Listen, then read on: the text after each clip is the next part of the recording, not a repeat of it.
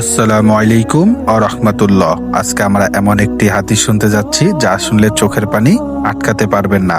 তো চলেন ভিডিওটি শুরু করা যাক।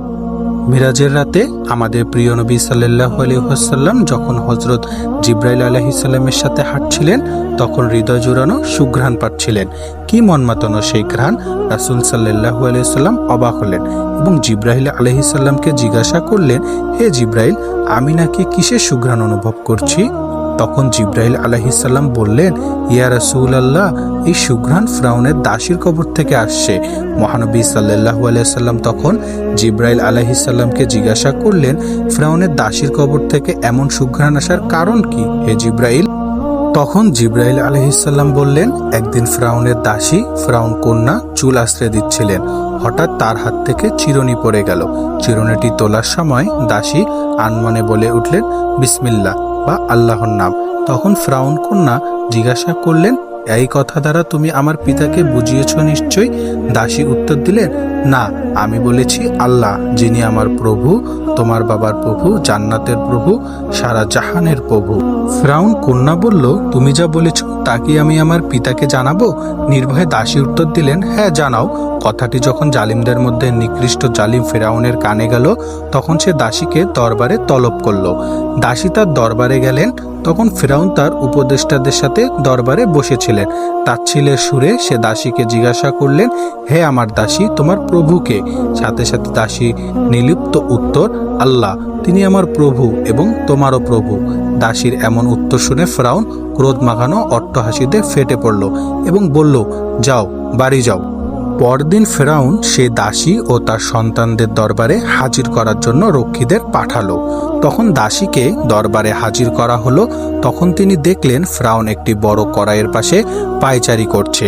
ইবনে কাতির রাদিয়াল্লাহু তাআলা আনহু এই কড়াইকে বর্ণনা করে বলেছেন, এটি এমন বিশাল একটি কড়াই যেখানে অনায়াসে বিশাল সাইজের একটি গরু থাই পাবে। তিনি আরও বলেছেন, সেই কড়াইতে তেল টকবক করে ফুটছিল এবং কড়াইয়ের নিচে দাউ দাউ করে আগুন জ্বলছিল। সন্তান সহ হাজির করানোর পর ফিরআউন দাসীকে বলল, ওহে দাসী, এবার বলো তোর প্রভুকে? এবারও দাসী ভয়হীন উত্তর, আল্লাহ, যিনি আমার প্রভু এবং তোমার প্রভু। এ কথা শুনে ফিরআউনের আদেশে রক্ষীরা তার বড় বড় সন্তানকে ফুটন্ত তেলে নিক্ষেপ করল। মা চিৎকার করতে করতে দাসীর ছেলেটিকে উত্তপ্ত তেলে নিমিষেই গলে গেল। এই দৃশ্য দেখে জালিম কাফিরের দল হো হো করে হাসতে লাগলো। প্রথম সন্তানকে মেরে ফেলার পর ফিরআউন আবারও জিজ্ঞাসা করলেন, হে আমার দাসী, তোমার প্রভুকে?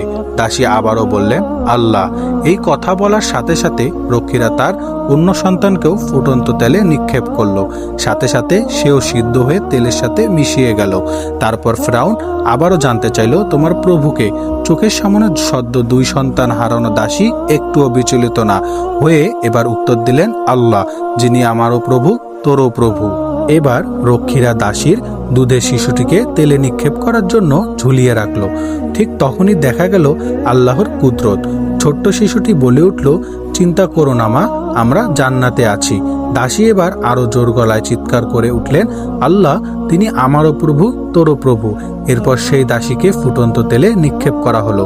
দাসীর অটুট ঈমান নিয়ে আল্লাহর দরবারে পৌঁছে যান আর এমন কঠিন ঈমান নিয়ে যায় জান্নাতে যাওয়ার জন্য তাকে এমন মর্যাদা প্রদান করা হয়েছে। সুবহানাল্লাহ। আমরা এই দাসীর থেকে শিক্ষা নিতে পারি, জীবনে যতই কঠিন সময় আসুক আমরা আমাদের জন্য ঈমানের কোনো ক্ষতি না করি। ভিডিওটি ভালো লাগলে অবশ্যই একটি লাইক, একটি সাবস্ক্রাইব ও একটি কমেন্ট করতে কিন্তু ভুলবেন না। এমন নতুন নতুন ভিডিও পেতে কমেন্ট করুন। আসসালামু আলাইকুম ওয়া রাহমাতুল্লাহ।